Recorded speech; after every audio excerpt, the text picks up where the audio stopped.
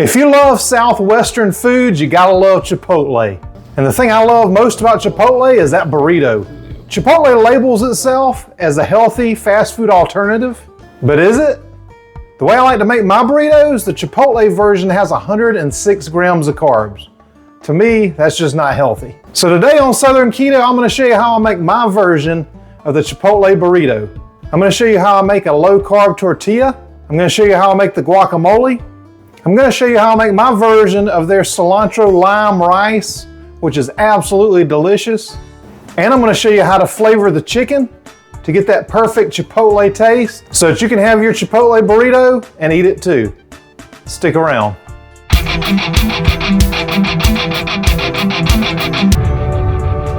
So Chipotle has so many customization options for their burrito, you can make it any way you want. And down in the description, I'll put a list of all the options of things that you can top your burrito with, and I'll show you how I like to make mine. So the 106 grams of carbs to me is just a problem.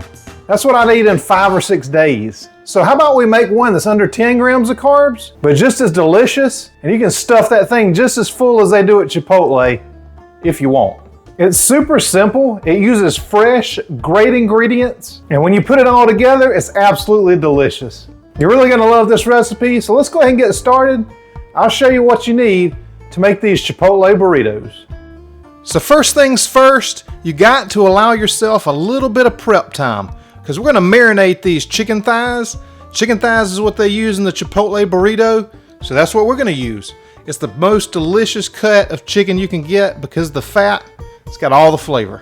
And you're gonna wanna get yourself about 2 pounds of boneless, skinless thighs.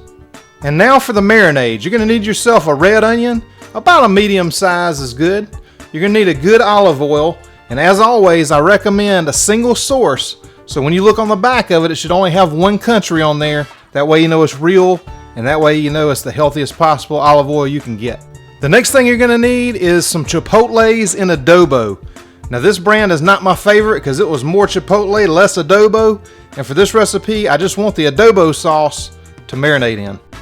You're gonna need some dark chili powder. Now dark chili powder sounds like it would be spicier, but it's actually a milder flavor, and that's what you want to use for this recipe. And I get this one at Walmart. Then you're gonna need some salt. So either get that Redmond's real salt or some pink Himalayan. The next thing you'll need is some minced garlic. I don't like to mince it myself. This is easy, squeeze it out. You're gonna need some oregano. Dried, not fresh, shaken, not stirred. You're gonna need yourself some cumin. This is the one I like to get at Aldi because you know I'm cheap.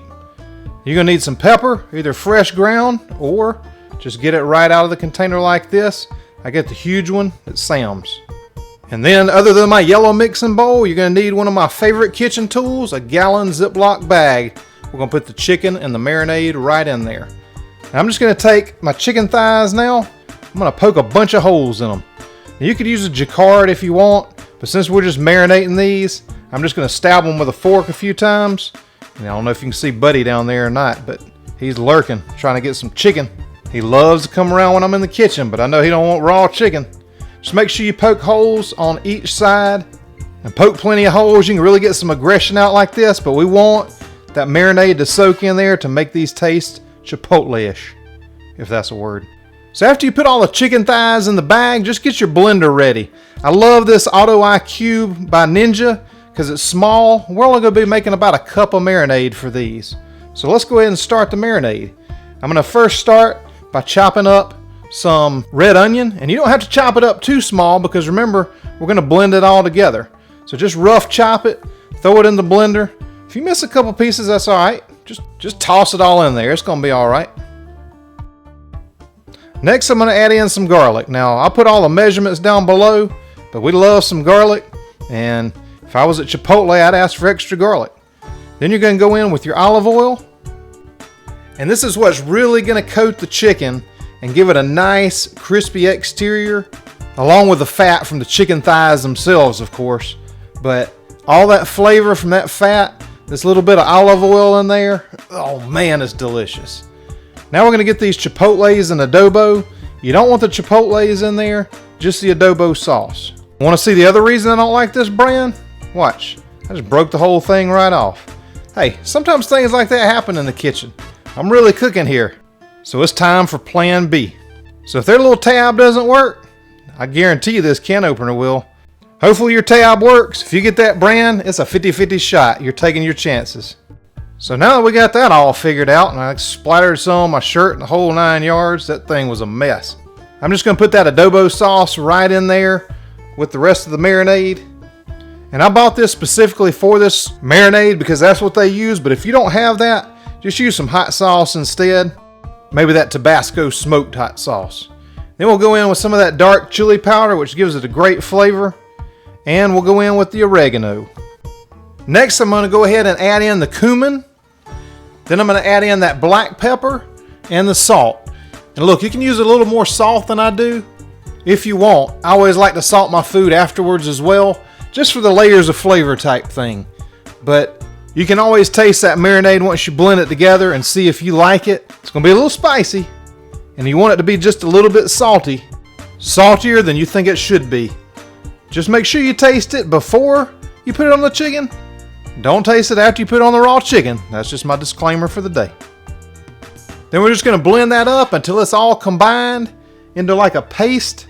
And just blend it until you get it broken down a good bit. And then we're going to add in some water. Now you're going to want to add in enough water to make this exactly a cup of marinade. You could go a little bit over if you want to. You know, if you got over 2 pounds of chicken or something. But if it's 2 pounds or less, this is going to be the perfect amount of marinade for you. Now that you got a cup of that marinade, we'll just put it back on the blender. We want to get it really, really nice and blended together. Make sure you get all those layers of flavor well combined so we can pour it on that chicken. Now it's time for them chicken thighs to get real, real happy. So we'll just open up that marinade, pour it right into this bag, and we're going to put that in the fridge at least for a couple hours. But if you had enough prep time to know you're going to make these, leave it overnight. It does make a difference. And when I marinate anything, I try to get all the air out of the bag. That makes it easier for me to give them the spa treatment that they deserve. You know, I like to give them a good rub. Anytime I walk past the fridge, I'm like, hey, I think they need a rub again. The more you do that, the more love you can give them, the more that marinade gets in there, the more delicious these are going to be. So don't forget that spa treatment for your chicken. And now let's make some guacamole, because I love guacamole on my Chipotle. You're going to need 2 avocados. You're going to need a lemon. And make sure when you feel that lemon at the grocery store, make sure it's nice and firm and not all dried out. And right beside the lemons, you're going to find limes. You're going to need a lime as well for this guacamole. And since we've already used a lot of red onion for that marinade, you're going to have some red onion left. We're going to put that in the guacamole also. You're also going to need some fresh cilantro. Now make sure you get fresh. We're going to use it also in that rice in a few minutes. You're going to need a jalapeno pepper. And don't worry, we're going to make this so this is not super spicy. You're definitely going to need it. You're also going to need some salt, either that Redmond's or that pink Himalayan, whichever you like. Now it's time to make this super simple but delicious guacamole. And I know some of you are saying, where's the tomato? Well, Chipotle, they don't use tomato. When I make it fresh myself, I like to put some tomatoes in there. I may put a couple other seasonings in there also, but I want to make this authentic. So the first thing you want to do is just cut your avocado. If you notice how I cut around the outside like that, then you can just hit that with your knife and pop that center right out. That's the easiest way that I've ever found to do this. Now a lot of times I will go in and score the avocado and cut it into little cubes if I'm going to have it like in an avocado salad with some tomato or something. But the easiest way to do it for this guacamole is just scoop it out with a spoon. You can get every bit of it out of there, and it just saves you a step on cutting it up like that because we're just going to be smashing all this together anyway. Now let's get our lime juice ready. So what I like to do is just cut that lime right in half. I've got a handheld juicer that I like that's in my Amazon store down there in the description. But for this one, I'm just going to squeeze it right out of there like that. Make sure that you get all the seeds in your hand. You don't want the seeds in the guacamole, that's for sure. But just squeeze the juice of one lime right into that guacamole. Now I'm going to do the lemon. And just notice how I cut it in half like that. I'm going to hold my hand right there to catch any seeds that might come out. I'm telling you, that handheld citrus juicer makes it a whole lot easier. But I just want to show you, if you don't have one, There's other ways you can do it. So I just collect the seeds in my hand like that and toss them. The next thing that we're going to put in there is the red onion, and I've got half of it left from that marinade. Now this you do want to dice up pretty small, and you just want about a third of that half in there, whatever that math amounts to. I don't even know. I'll put it down in the description in the recipe. But you do want a small dice on this because this part's not getting blended. This part is getting mashed. So unless you have some sort of superhuman strength where you can mash that into a paste or something, and let me know in the comments if you do, because I want to get you on my channel someday. If not, the size that you cut it to is the size that you're eating. So after you've got it all chopped up to the size you like it, just go ahead and add it in with the rest of the ingredients. Man, we're building some layers of flavor already. Now we're going to get this jalapeno ready to go in, and I told you it would not be spicy, but you need it. So what you're going to want to do is cut it in half like this, and you're going to remove all the seeds, and you're going to remove all the white stuff out of the middle. That's where all the heat is. The other part, the green part, just gives you the flavor, and that flavor is what you want in here. And then just make sure you give that a good dice too, just like the onion. Just remember, the size you cut it to is the size you're going to eat, so choose carefully. Now that you got those diced up proper, we'll go ahead and throw those in with the rest. Then I'll go ahead and do my other avocado, get it in there, and we'll move on to the next step. Now we'll just grab some of this fresh cilantro. We're going to chop it up nice and small as well and put it in. This is an essential part in my opinion because it really gives that guacamole a nice authentic flavor. Now it's time to give this guacamole a proper mash. So just take a fork and go to town. And if you can't do it as fast as I can, that's alright. You got to develop those kitchen muscles. Myself, I'm in competition for the world's fastest guacamole masher, so you may not be able to achieve this speed, but just get as fast as you can. And now that that's all mashed up proper, don't forget to season it. You're going to go in with some salt, mix it around a little bit, and make sure you taste it. Make sure it's the way that you want it, because you can always add a little more salt, but you can't take it away. So be careful the first time, taste it a couple times and see what you think, and it's perfect. Now it's time to make our cilantro lime low-carb rice. So you're going to need a couple bags of frozen cauliflower rice. You're going to need some more of that fresh cilantro, and that's why I decided to do this recipe together, because you're going to use a lot of the same ingredients. You're going to need another lemon. I'll usually buy a bag of lemons at a time, so I got plenty. You're going to need a lime also, because this is cilantro lime rice. Then you're going to need some salt. This pink Himalayan just works great for everything. And you're going to need a good olive oil. Now this is a different olive oil than the one that I used in the marinade. It's just a little bit fancier because I want a distinct flavor out of it. But you can use the other kind if that's what you got. Now if you notice in my videos, I always have everything ready to go before I start cooking. Just makes it easier like that. So we're going to cook the rice to package directions and go ahead and put it in your favorite mixing bowl. If you don't have a yellow mixing bowl, you need to go to somebody's house that does and take it to use as your very own. Anyway, there's a story behind that. Just take your cauliflower rice out, get every bit of it out, and then we'll go in first with our lime juice. Now this comes together really, really quickly. We're going to stir it all together at the end, but just kind of spread it out a little bit. We'll dump that lemon juice right in. I've already got that cilantro chopped, so we'll throw that right in the pool with the rest of them, and then you got to season it. The first thing, a good olive oil if you can. Just something that's got some great flavor. This one has a little bit of a peppery flavor to it, which I think really kind of brings out the same taste that Chipotle has in theirs, but just use what you can get. And then we're going to salt it, and then of course you want to taste it. Make sure it's salty enough for you, and give it just a good stir. Get everything in there incorporated together, because this rice is going to make the base for our burrito.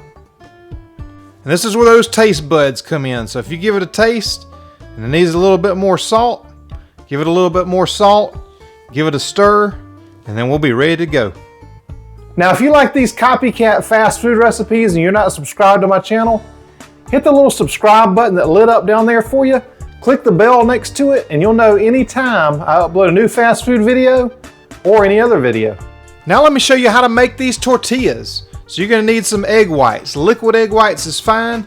You can separate them out if you want to, but these work really well just right out of the carton. You're going to need some xanthan gum, and you cannot leave this out. It's an essential part of this recipe. And then you're going to need some salt, of course, pink Himalayan or Redmond's, and some pepper. And it's that easy. 4 ingredients, and we're making tortillas. You're going to need your blender.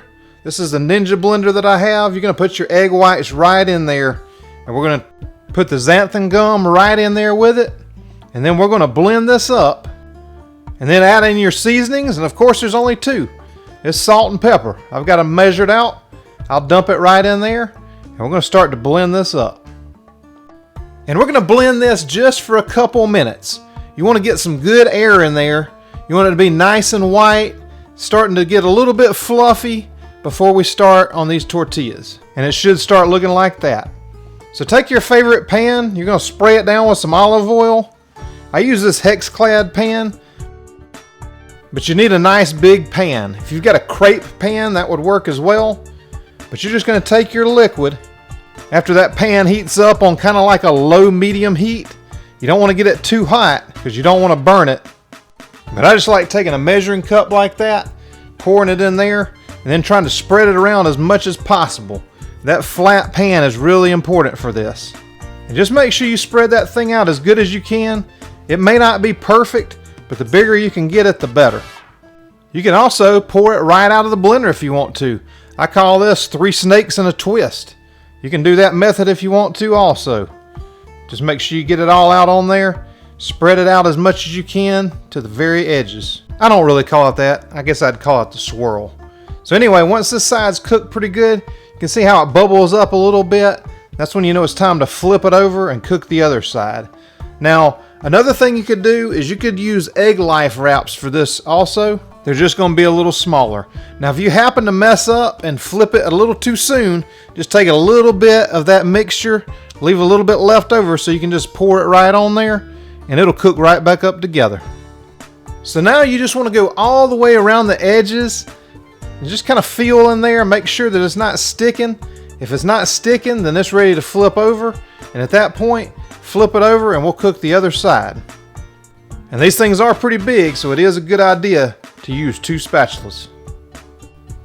So that was a pretty nice flip there. That's some good teamwork. And if you happen to break it a little bit, like you see a little crack at the top, just put some more of that mix in there and it'll cook together. And while those are cooking, I'm going to go ahead and prep these chicken thighs. So I've got them in that marinade. I'm just going to put them out onto a cutting board, and make sure you wash your hands about 30-40 times if you're dealing with chicken. Chicken police are out there. They're real. Be aware. So just leave most of the marinade in there if you can. We're going to chop these up. I'm going to put them back in the bag with the marinade just to hang out a little bit longer once I get done. So as long as those chicken thighs have been marinating, they've had a good chance to get proper. But now we'll get all 4 corners of each little piece nice and marinated. And just like before, I'm going to seal this bag, but I'm going to get all the air out of it first because we'll leave it in there and just let it hang out for a few minutes until you get ready to cook it, until you get ready to eat.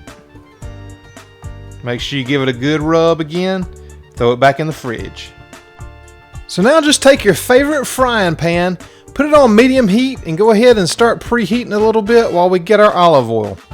Then just add enough olive oil in there to cook your chicken in. You just kind of want to cover the bottom of the pan and get it hot. Then just get a little bit of water on your finger, throw it in that oil, and once it starts popping like that, it's ready. So we're just going to go in with the chicken, and I just kind of flop it in there like that. Now, ideally, you want to kind of pour it away from yourself so that the oil doesn't splash up on you, but I've been burned so many times, it don't even bother me anymore.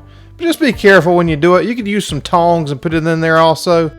But just start cooking those beautiful chicken thighs down, and you're going to want to take some tongs, fork, whatever you got, and make sure it's kind of an even layer there on the bottom, just so it starts cooking evenly. And then just leave it alone for a few minutes. You're going to want it to be a little bit crispy on that one side. That marinade is going to kind of caramelize on there and give it a nice little crust, and it's going to taste so good. So don't be tempted to start playing around with it too much. Just leave it there. And this is what it should start looking like. It should be bubbling. The fat from those chicken thighs are going to kind of mix with that olive oil. And man, it's going to be delicious. Now after you think you're good, Just flip it over and check it. Should be getting a little bit of a crust on there. And so you just want to cook both sides. Don't eat no raw chicken. That's not chicken police. That's just good common sense. Just keep cooking it down till this is done as you want it. And now it's time to put these together. So we're just going to take that egg white tortilla that we did. I'm going to top it with a little bit of that lime cilantro rice. Now you can put as much of this as you want on there. If you use the Egg Life wraps, obviously you're not going to use as much because they're a whole lot smaller. But just put as much on there as you like and try to keep it off to one side because we're going to roll these things up in just a minute. Now the next thing to add on there is just some of that beautiful Chipotle chicken. Man, I'm telling you right now, I wish you could smell this. I know you can't, but you can see how delicious this looks, and I think you're gonna love it. I know you're gonna love it if you like Chipotle. Now myself, I'm gonna add in a little bit of queso cheese. And now if you wanna see how I make queso cheese, leave me a comment down there, and I'll be glad to do that video for you. That stuff's delicious, and that is part of the perfect burrito in my opinion. Now I'm gonna add a little salsa on there. And that's a fresh garden salsa I made with some frozen tomatoes that I had done. But you can use whatever your favorite salsa is. And I'm just gonna top it with some of that beautiful Chipotle guacamole that we made earlier. If you don't like guacamole, leave it off. You could use sour cream. And now it's time to fold it up. So I'm just gonna fold those two ends over like that. Fold it around. And just leave that part at the bottom like that. And it is ready for you to eat. Oh man, let's get in there and look at this thing. Ooh-wee. That's gonna be some good eating tonight. I'm telling you what's the truth. Now if you like Tex-Mex or Mexican food, I think you'll really love my taco recipe. I'll put a link to it right over there so you can click on it and check it out next. Thanks for sharing these videos and all your comments. Thanks for watching, and I'll see you on the next video.